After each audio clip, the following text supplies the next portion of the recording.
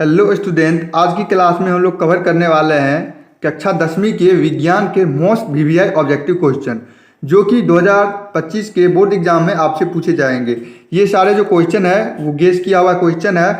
इस वीडियो में हम लोग 45 प्लस ऑब्जेक्टिव क्वेश्चन विज्ञान के याद करने वाले हैं। तो देखिए, आपका पहला क्वेश्चन होने वाला है, विद्युत धारा उत्पन्न करने की युक्ति को कहते हैं। तो विद्युत धारा उत्पन्न करने की युक्ति को हम लोग जनित्र कहते हैं। क्या कहते हैं? जनित्र। ऑप्शन नंबर ए बिल्कुल सही हो जाएगा। आपका नेक्स्ट क्वेश्चन है, क्वेश्चन नंबर 2 है आपका, निर्वात में प्रकाश की चाल क्या होती है? तो आप लोग याद रखिएगा, निर्वात में प्रकाश की चाल 3 × 10⁸ मीटर प्रति सेकेंड होता है। सब में यही दिया रहता है 3 × 10⁸ और ये बदल दिया जाता है मीटर प्रति सेकेंड। आप लोग को ध्यान में रखना पड़ेगा, इससे आप लोगों को याद आसानी रहेगा। चलिए, आपका अगला क्वेश्चन है। उससे पहले मैं बता दूं, जितने भी स्टूडेंट नए हैं हमारे इस चैनल को सब्सक्राइब नहीं किए हो तो सब्सक्राइब कर लीजिए और वीडियो को लाइक कर लीजिए, ताकि आने वाले बोर्ड एग्जाम के सारे वीवीआई एवं ऑब्जेक्टिव क्वेश्चन आप लोग को इस चैनल पर मिल जाएगा। देखिए, आपका क्वेश्चन नंबर 3 दिया गया है, लेंस में मुख्य फोकस की संख्या कितनी होती है? देखिए, आपके पास ऑप्शन है ए 2, बी 1, सी 3 और डी इनमें से कोई नहीं। इसका सही जवाब हो जाएगा ऑप्शन नंबर ए हो जाएगा, 2 होती है। कितना होती है? लेंस में मुख्य फोकस की संख्या कितनी होती है? 2 होती है।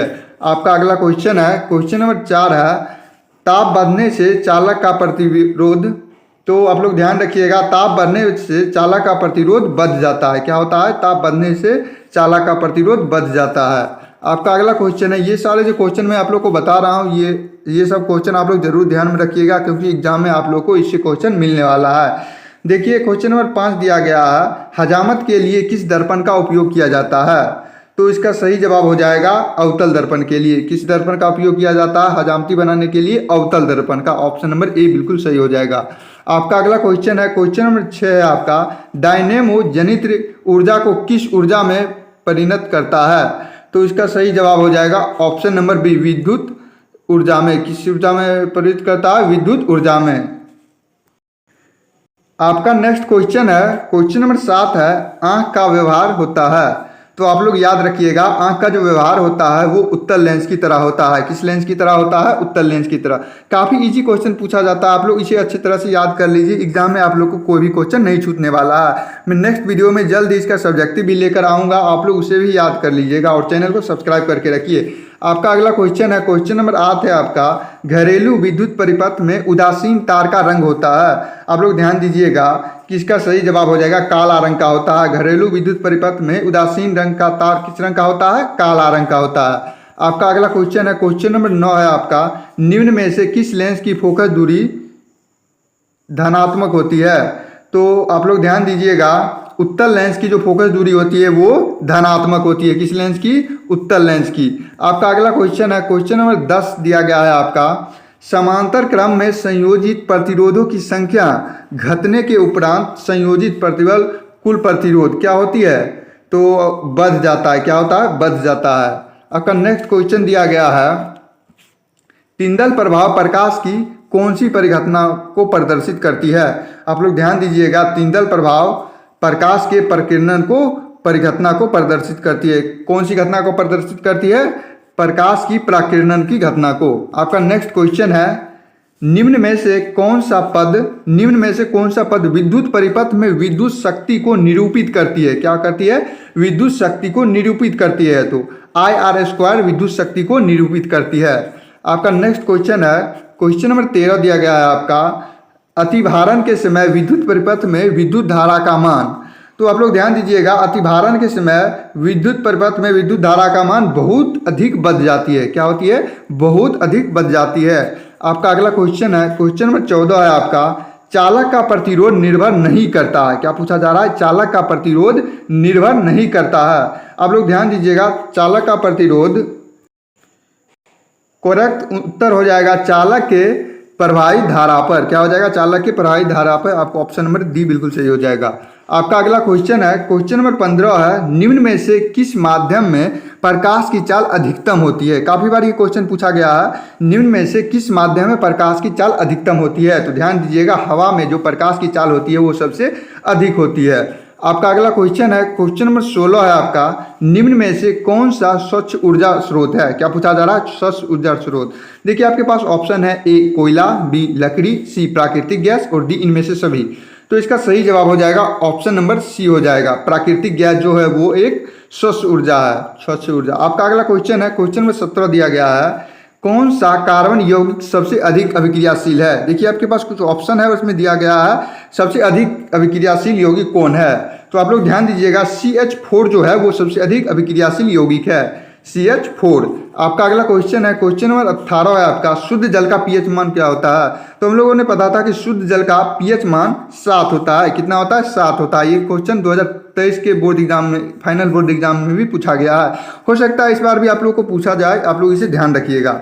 आपका अगला क्वेश्चन है, देखिए निम्न में से कौन सा यौगिक ईंधन के रूप में इस्तेमाल किया जा सकता है?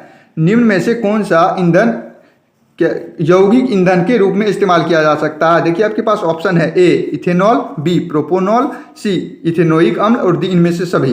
तो इसका सही जवाब हो जाएगा ऑप्शन नंबर ए, बिल्कुल सही हो जाएगा। इथेनॉल जो है वो यौगिक ईंधन के रूप में इस्तेमाल किया जाता है। आपका अगला क्वेश्चन है, विरंजक चूर्ण का रासायनिक सूत्र होता है।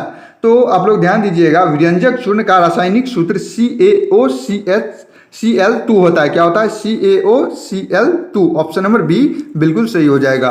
आपका अगला क्वेश्चन है, जैसा कि मैंने बताया आप लोग चैनल को सब्सक्राइब करके रखिए ताकि आप लोगों को कोई भी ऑब्जेक्टिव क्वेश्चन का पेपर मिस ना हो पाए। क्वेश्चन नंबर 21 है आपका, निम्नलिखित में से कौन सा सबसे अधिक अभिक्रियाशील धातु है? इसमें पूछा जा रहा है, उसमें यौगिक अभिक्रियाशील पूछा गया था क्वेश्चन नंबर 19 में, और इसमें पूछा जा रहा है डायरेक्ट सबसे कम अभिक्रियाशील। क्या पूछा जा रहा है? सबसे कम अभिक्रियाशील। क्वेश्चन पे आप लोग ध्यान दीजिएगा, तो सबसे कम अभिक्रियाशील Fe हो जाएगा। क्या हो जाएगा? Fe। ऑप्शन नंबर सी बिल्कुल सही होगा। आपका अगला क्वेश्चन है, इथेनील की अभिक्रिया मूलक का सूत्र है। ये जो आप लोगों को ऑब्जेक्टिव क्वेश्चन जो पूछा जाता है ये काफ़ी इजी होता है, और आप लोग इसे याद कीजिएगा तो काफ़ी अच्छे से आप लोगों को याद हो जाएगा। तो इथेनॉल की अभिक्रिया मूलक सिंगल बॉन्ड OH होता है। क्या होता है? Single bond OH। Option number A बिल्कुल सही हो जाएगा। आपका अगला क्वेश्चन है, क्वेश्चन नंबर 23 है आपका, निम्नलिखित में से कौन सा गैस चूने की पानी में दूधिया कर देता है? क्या कर देता है? दूधिया कर देता है। आप लोग ध्यान दीजिएगा, CaO जो है चूने की पानी में दूधिया कर देता है। ऑप्शन नंबर सी बिल्कुल सही हो जाएगा। आपका अगला क्वेश्चन है, क्वेश्चन नंबर 24 है आपका, अम्ल का पीएच मान कितना होता है? तो आप लोग ध्यान दीजिएगा कि अम्ल का पीएच मान 7 से कम होता है। कितना होता है? 7 से कम। ऑप्शन नंबर ए बिल्कुल सही हो जाएगा। आपका अगला क्वेश्चन है, कौन सा अधातु कमरे के तापमान पर तरल अवस्था में पाया जाता है? क्या पूछा जा रहा है? कमरे के ताप पर तरल अवस्था में पाया जाता है। तो ब्रोमीन जो है धातु, ब्रोमीन जो अधातु है वो कमरे के ताप पे तरल अवस्था में पाया जाता है। ऑप्शन नंबर बी बिल्कुल सही हो जाएगा। आपका अगला क्वेश्चन है, क्वेश्चन नंबर 26 है, निम्न में से कौन सा उपधातु है? आप लोग ध्यान दीजिएगा, सी जो कार्बन जो है वो एक उपधातु है। ऑप्शन नंबर डी बिल्कुल सही हो जाएगा। आपका अगला क्वेश्चन है, दांतों को साफ करने के लिए दंत मंजन प्रायः होता है। तो आप लोग याद रखिएगा, दांतों को साफ करने के लिए वो जो मंजन होता है लवण युक्त होता है। क्या होता है? लवण युक्त। ऑप्शन नंबर सी बिल्कुल सही हो जाएगा। आपका अगला क्वेश्चन है, क्वेश्चन नंबर 28 है, एल्केन, जो कि 2023 के बोर्ड एग्जाम में पूछा गया, 2022 के बोर्ड एग्जाम में, फाइनल बोर्ड एग्जाम में पूछा गया। एल्केन का सामान्य सूत्र क्या होता है? आप लोगों ने पता था कि एल्केन का सामान्य सूत्र CnH2n+2 होता है। तो 28 का सही जवाब ऑप्शन नंबर ए इसका सही हो जाएगा। आपका अगला क्वेश्चन है, क्वेश्चन नंबर 29 है आपका, एथिल एल्कोहल का IUPAC नाम क्या होता है? आप लोग याद रखिएगा, एथिल एल्कोहल का IUPAC नाम इथेनॉल होता है। क्या होता है? इथेनॉल। ऑप्शन नंबर बी बिल्कुल सही हो जाएगा। आपका अगला क्वेश्चन है, क्वेश्चन नंबर 30 है आपका, ओजोन के एक अणु में ऑक्सीजन की परमाणुओं की संख्या कितनी होती है? क्या पूछा जा रहा है? केमिस्ट्री का क्वेश्चन है ये। ओजोन के एक अणु में ऑक्सीजन के परमाणुओं की संख्या होती है। तो ओजोन के एक अणु में 3 होता है। क्या होता है? ऑक्सीजन के परमाणुओं की संख्या कितनी होती है? 3 होता है। ऑप्शन नंबर सी बिल्कुल सही होगा। आपका अगला क्वेश्चन है, CnH2n निम्नलिखित में किसका सामान्य सूत्र है? तो आप लोग याद रखिएगा, एल्कीन का सामान्य सूत्र है। किसका है? एल्कीन का। आपका अगला क्वेश्चन है, तुतिया, नीला थुता जिसे हम लोग कहते हैं, उसका अनुसूत्र क्या है? तो नीला थुता का अनुसूत्र हो जाएगा CuSO4 × 5H2O। Option number A बिल्कुल सही हो जाएगा। क्या हो जाएगा? तुतिया यानी नीला थुता का सूत्र हो जाएगा CuSO4 × 5H2O हो जाएगा। ठीक है। नेक्स्ट क्वेश्चन है, क्लोरोफिल वर्णक का रंग होता है। तो क्लोरोफिल वर्णक का रंग हरा होता है। क्या होता है? हरा। आपका अगला क्वेश्चन है, क्वेश्चन नंबर 34 है, आहार नाल का सबसे लंबा भाग क्या है? आप लोग याद रखिएगा, आहार नाल का सबसे लंबा भाग छोटी आंत होता है। क्या होता है? छोटी आंत। ऑप्शन नंबर सी बिल्कुल सही हो जाएगा।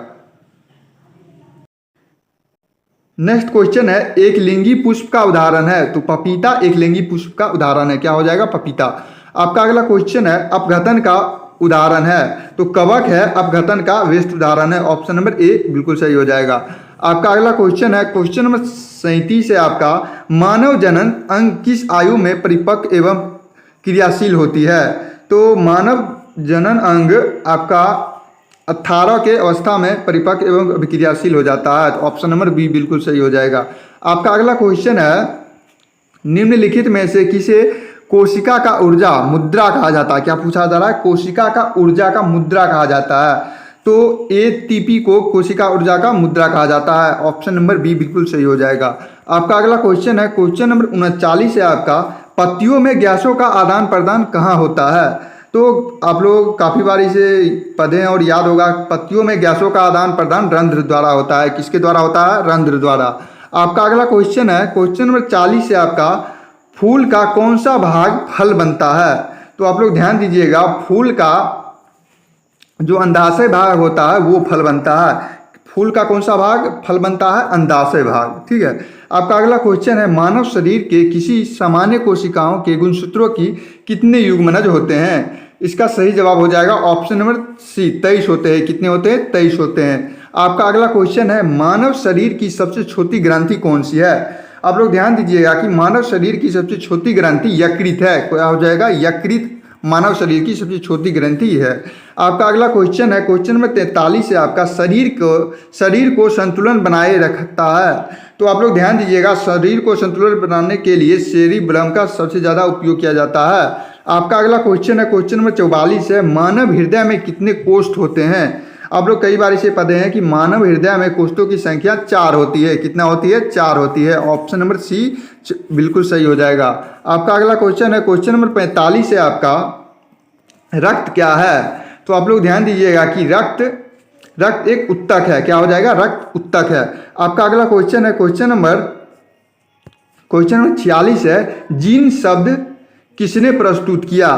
तो आप लोग ध्यान दीजिएगा कि जीन शब्द जोहेंस ने प्रस्तावित किया। किसने किया? जोहेंस ने प्रस्तावित किया। आपका अगला क्वेश्चन है, क्वेश्चन नंबर 47 है, निम्नलिखित में से किसे अनुवांशिकी का पिता कहा जाता है? तो आप लोग ध्यान दीजिएगा कि ग्रेग जॉन मेंडल को अनुवांशिकी का पिता कहा जाता है। तो 47 का राइट उत्तर आपका ऑप्शन नंबर बी बिल्कुल सही हो जाएगा। मिलते हैं नेक्स्ट वीडियो में इसी तरह के ऑब्जेक्टिव के साथ।